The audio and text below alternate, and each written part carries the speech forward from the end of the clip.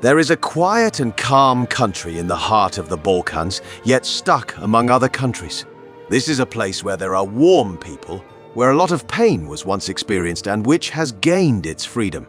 That is Kosovo, the pearl of the Balkans. Kosovo is a country that declared its independence unilaterally from Serbia in 2008. Although 117 countries officially recognize Kosovo today, many still do not. For instance, Costa Rica and the United States were the first countries to recognize Kosovo in 2008. Just for this reason alone, Kosovars hold a great affection for the United States. Finally, on September 4, 2020, they gained recognition from Israel. Countries that do not recognize Kosovo have their reasons. Spain, for instance, grapples with its Catalonia issue. Serbia considers Kosovo as part of its own territory. Moldova deals with its autonomous republics. Greece is entangled in the Cyprus problem. Iran faces issues stemming from its over 30 million Azerbaijanis within its borders, and the United States with its contrasting policies. Armenia and Azerbaijan have their dispute over Nagorno-Karabakh. Georgia and Russia contend with their autonomous republics. And China, due to the Taiwan issue, refuses to recognize Kosovo. This is because if these states officially recognize Kosovo as separate from Serbia, they will be obliged to acknowledge the independent state status of minority republics within their borders. Before gaining independence, Kosovars engaged in significant struggles with Serbia. Today, Kosovo's territorial area is merely 11,000 square kilometers. The country's most significant neighbors are Serbia to the north and Albania just to the west. These two countries are indeed crucial for Kosovo. While the never-ending political issues persist with Serbia, most people in Kosovo come from Albanian culture.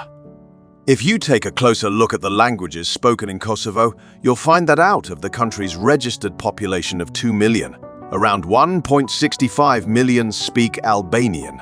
This accounts for about 95% of the total population. The remaining 5% is divided among Serbian, Turkish, and Bosnian languages. As you may know, the Balkans, including Kosovo, were under the control of the Ottoman Empire until a few centuries ago. Consequently, the prevailing belief system in the country is predominantly Muslim. However, adopting Islam does not make them culturally and characteristically similar to Muslims in the Middle East. Kosovars have a more Western-oriented mindset and tend to emulate the West in almost every aspect. Additionally, the Orthodox Christian faith is more predominant in the northern part of the country, close to Serbia. In the capital Pristina, you'll find a mosque approximately every 200 meters. Therefore, if you are a Muslim living in Pristina, you won't encounter any issues regarding worship. Of course, there are also churches in some areas of the capital. In other words, there is no imposition of any specific form of Islam on people. You can hear the call to prayer and the sound of church bells in the capital. In fact, there are even churches built years ago by Serbs in the central points of the city, but were left incomplete. They appear pretty faded and worn when viewed from a distance. Let's say you set foot at Pristina Airport. As soon as you step outside, you'll see white taxis waiting. They may initially ask for 25 euros to take you to the center of Pristina. Never give this amount to those white taxi drivers, my friends, because after negotiating for 2 minutes, they will readily bring the price down to 15 euros. If even that seems too much for you, you can take a yellow bus and reach the city center for 3 euros. As you leave the hotel and descend onto the main street, you may notice various institutions representing different countries, including their own banks. On the other hand, one of the prominent symbols of Pristina is the Mother Teresa Cathedral in the center. This cathedral, built in 2007 on behalf of Catholics by the government of that period, allows you to ascend to its highest point for 1 euro, providing a panoramic view of the entire city. Another symbol in the center is the National Library of Kosovo. This domed library houses essential archival information about the country and adds a beautiful touch to the city's architecture. You can easily explore Pristina on foot, even without a car. It would take at most 2 days to roam and discover the capital from end to end. You can also spot American flags in the heart of the capital. Seeing these US flags at various points in Pristina might surprise you, but the reason traces back to their recent history. While gaining independence, the country was in intense tension with Serbia, experiencing political and military issues. At that time, NATO forces, supported by the United States, stood by Kosovo and protected it from a potential Serbian disaster. Therefore, Kosovars harbor immense respect and gratitude towards both NATO and the United States. In another sense, they see these two powers as guardian angels that allow them to live independently. For example, in 1999, not only did the entire population of Kosovo express great love and loyalty to the United States, including then-President Bill Clinton, but they also adorned their country with not only American flags but also statues of Clinton, the US president. They even went so far as to erect replicas of the Statue of Liberty in New York on their buildings. This Statue of Liberty is erected at the top of a hotel in Pristina. It was a government-owned building and was later converted into a hotel, visible from many parts of the city. On the other hand, Pristina boasts a central square and a long pedestrian-only street.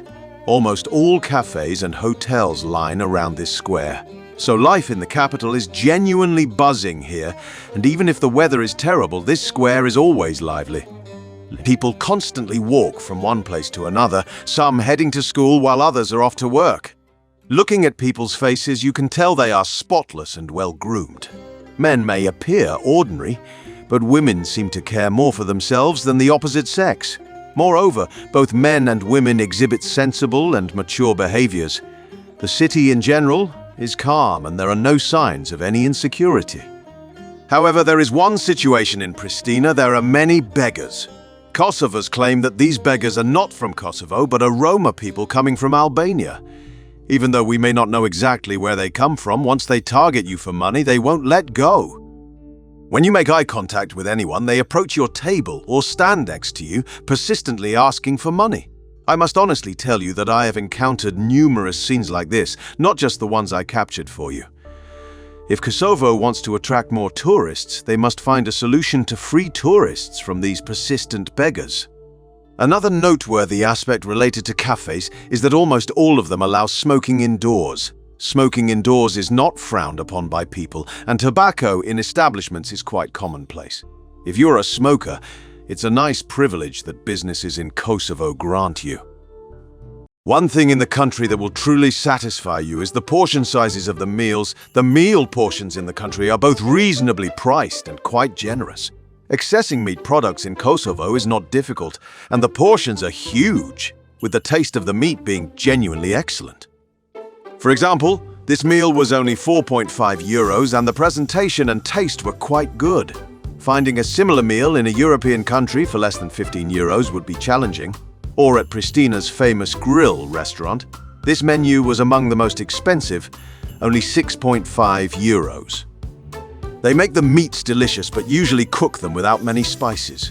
So if you are accustomed to spicy beef and prefer kebabs with a more Middle Eastern style spicy sauce, be aware that such flavors are not typical in Kosovo.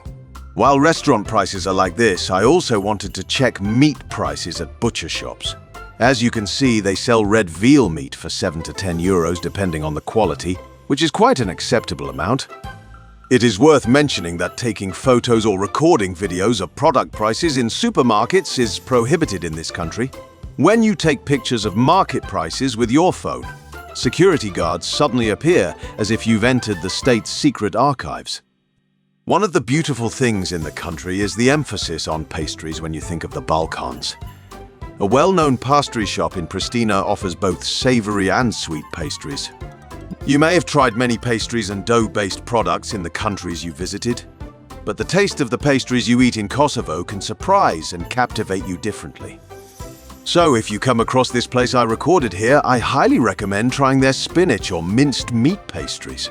Moreover, the portions of these pastries are around 1.5 to 2 euros. Therefore, Kosovo is truly one of the cheapest countries you can visit. The prices of almost everything in markets and at the bazaar are around 1 or 2 euros. The average minimum wage in the country is around 300 euros net. The reason for expressing everything in euros is that the country uses the euro as its currency. If you hear about someone living in Kosovo earning a monthly income of over 1,000 euros, They probably are not struggling financially. In Kosovo, waiters earn around 400 euros. With tips, it can reach up to 500 euros. Those earning between 500 and 800 euros include teachers, ordinary police officers, or those engaged in businesses like shopkeeping. Some houses in Pristina are at least 20 years old, many dating back to the Yugoslav era. However, people can comfortably live in them as they appear sturdy enough. The average monthly rent for an apartment is around 350 or 400 euros. You can buy nice apartments for 100,000 euros. Similarly, you can purchase high-end models of Audi, Mercedes, or any vehicle from 2020 onwards for 25,000 euros. Driving a quality car in the country is not considered a luxury, and they are affordable in price. When you want to cross the streets as a pedestrian in Kosovo, whether there is a pedestrian light or not, all vehicles stop in front of you, which is genuinely pleasing. You rarely hear car horns in the city. People are genuinely respectful and well-mannered. In fact, those who don't follow the rules are promptly fined by the police. While exploring Pristina, you witness vehicles not adhering to the rules being consistently stopped by the police, and they invariably receive fines. This signifies that traffic rules are enforced in the city. However, this does not necessarily make Pristina a highly developed city. For instance, the city still has no electronic or smart card system for public transportation.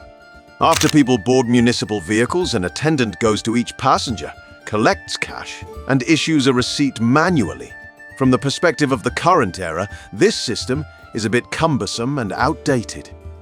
There are public markets and jewelry shops in the lower parts of Pristina. As you walk there, you see a chaotic tangle of cables passing a little above your head.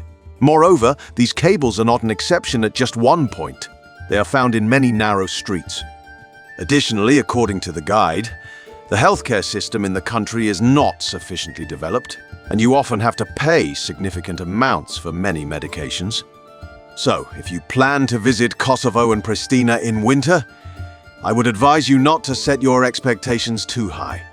While eating and drinking are very cheap in terms of euros, there is no vibrant nightlife, and well-established infrastructure systems do not determine the quality of life.